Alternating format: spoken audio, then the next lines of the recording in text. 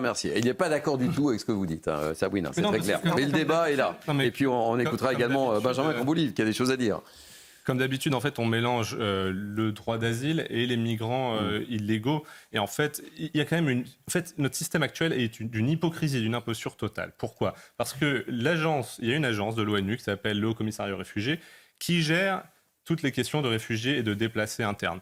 Il y a 120 millions de personnes dont l'UNHCR, le Haut-Commissariat aux réfugiés, s'occupe dans le monde. Plus de 40 millions de réfugiés et 70 millions de déplacés internes. Vous savez, leur budget à l'UNHCR, c'est 11 milliards de dollars, donc moins de 10 milliards d'euros.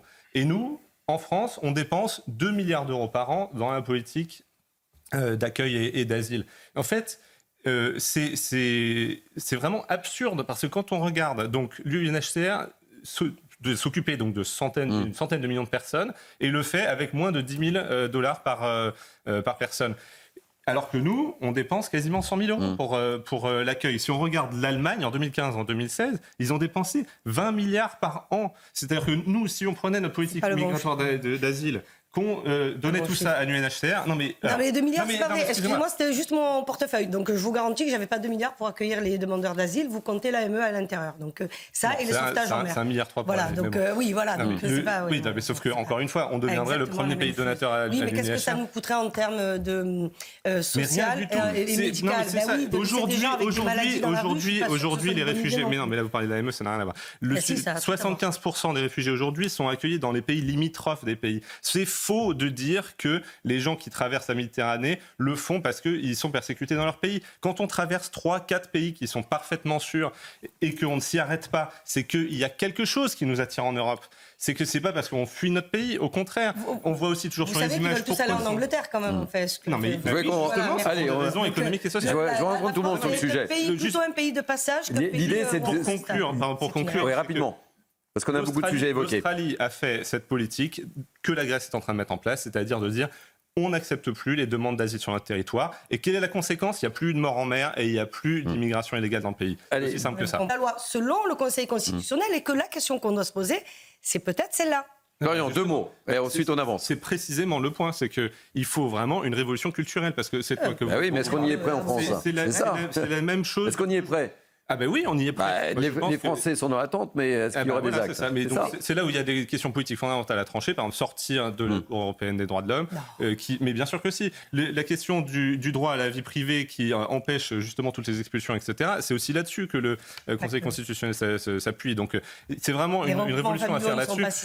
Et encore une fois, la politique australienne a fait ses preuves sur des décennies maintenant. Il est possible d'arrêter l'immigration illégale par voie maritime, qu'il n'y ait plus de morts en mer, et faisons la même chose. Allez, bon, qu'est-ce qu'on peut faire, Florent Gérard Mercier, pour décoincer tout ça ? Non, mais justement, c'est là où il y a une forme Madame Roubache se défausse, parce que la réalité, c'est que le Conseil constitutionnel applique le droit et l'interprétation qu'il fait de ce droit. Donc ensuite, il y a 2 leviers. Premièrement, les nominations. Vous avez dit que il y a le droit et qu'on vit dans. Mais non, c'est quand même les politiques peuvent. Les politiques ont le pouvoir de changer la Constitution jusqu'à preuve du contraire. Il y a aussi le droit de nomination au Conseil constitutionnel. Donc, si le Conseil constitutionnel prend ces décisions-là, c'est aussi parce qu'on a mis des gens au Conseil constitutionnel qui prennent ces décisions-là. Donc, je veux dire, peut-être prenez un peu de responsabilité aussi, certains responsables politiques qui ont nommé des gens au Conseil constitutionnel, qui ensuite prennent ces dispositions. On avait fait un sujet d'ailleurs. Si on regarde... Quelles sont les personnes qui sont à tête du Conseil constitutionnel ? C'était très intéressant d'ailleurs, en vertu des couleurs politiques. Le sujet, il faut changer tout ça. Parce qu'ensuite, je vous amène une petite commune. On va parler d'un spectacle qui suscite beaucoup de réactions, notamment à gauche d'ailleurs. Non, mais là, c'est très bien, c'est excellent qu'il ait pu être expulsé. Plus généralement, comme ça a été bien dit, cette personne n'avait rien à faire en France, et il y en a beaucoup d'autres comme ça. Donc rétablissons la double peine. On peut même se poser la question, quand on a ce type de personne et que le pays dont il est ressortissant l'accepte, pourquoi pas qu'il finisse sa peine de prison dans le pays étranger, comme l'accepte ça, ou le réclame. Oui, l'accepte ou le réclame, exactement. Et pour terminer, sur cette question des laissez-passer consulaires, à un moment, il va falloir qu'on signe un accord avec un pays tiers pour qu'on puisse effectivement expulser les personnes qui doivent l'être et qu'ensuite charge à ces personnes-là de se débrouiller pour retourner dans leur pays. Parce que ce qu'on ne dit pas à chaque fois, c'est que quand même chaque pays a le devoir d'accueillir ses ressortissants si jamais le ressortissant en question veut y aller. Donc voilà, ça permettrait. Et encore une fois, la Tunisie n'est pas l'Algérie.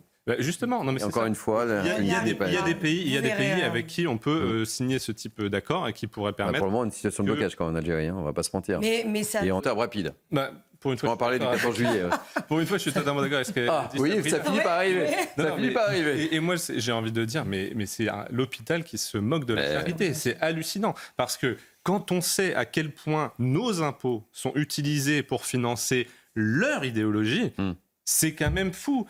Le nombre de films financés avec nos impôts, qui sont des bides monumentaux, et c'est toujours idéologisant. Regardez les médias de gauche aujourd'hui ne tiennent que grâce aux subventions, alors que, voilà, par ailleurs, quand on a une chaîne entièrement financée par le privé, qui fait de l'audience comme CNews, et là, bizarrement, toute la gauche s'insurge contre. On est dans le même type de cas ici, à mon sens. Et en l'occurrence, c'est France Info qui a beaucoup relayé cette affaire et la prise de parole. J'apporte un peu d'eau à votre moulin. Quoi. Non, mais c'est fou. C'est-à-dire que vraiment, nos impôts sont utilisés par ces personnes pour pousser leur idéologie, et dès qu'il y a quelque chose qui, en plus, ne coûte pas un sou à la collectivité, là, par contre, c'est scandaleux. Allez, rapide. Non, mais justement, on est tout à fait d'accord. Et en fait, juste pour bien comprendre de quoi il s'agit, par exemple, pour la dégradation de biens publics, la peine encourue, c'est 5 ans. Les peines prononcées, par exemple, pour les émeutes Naël en 2023, c'était 9 mois en moyenne. Et derrière, les peines effectivement faites sont encore plus faibles, parce que quand on est en dessous d'un an, en fait, les peines ne sont même pas faites. Ça va être bracelet, etc. Donc ça veut dire que les émeutiers Naël, ils encouraient 5 ans et ils ont eu 0. Et c'est pour ça qu'il y a de la récidive, et c'est pour ça que c'est toujours les mêmes minorités qui pourrissent la vie de tout le monde. Les supporters peuvent plus faire la fête. C'est aussi à cause de ces gens-là que, en fait, plus personne. Allez, je vais être gentil.